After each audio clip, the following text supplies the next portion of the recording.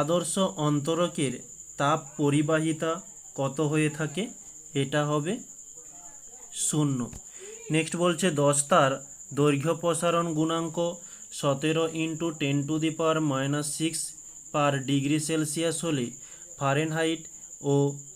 Fahrenheit ও দৈর্ঘ্য প্রসারণ গুণাঙ্কের মান কত? এখানে একটু টাইপিংটা ভুল রয়েছে। ফারেনহাইট স্কেলে দৈর্ঘ্য প্রসারণ গুণাঙ্কের মান কত? তো আমাদের এখানে আলফা এফ মানে ফারেনহাইটে চাইছে, যেহেতু এটা জিজ্ঞাসা চিহ্ন। ওকে, তো আমাদের দেওয়া আছে কোন মানটি? আলফা সি মানে ডিগ্রি সেলসিয়াসে। এটার মান কত? 17 × 10⁻⁻6।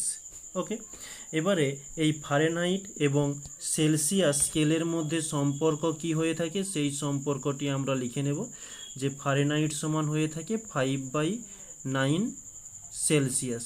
ওকে, এবারে এই আলফা সেলসিয়াসের কাছে আমরা মানটা পুট করব, এত ইন্টু আলফা সেলসিয়াসের মান 17 × 10⁻⁻6।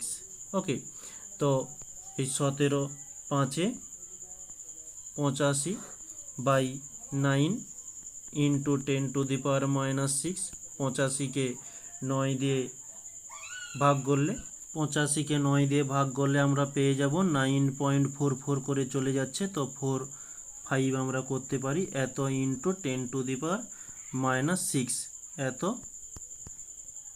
Degree Fahrenheit inverse. এটি হচ্ছে আমাদের অ্যান্সার।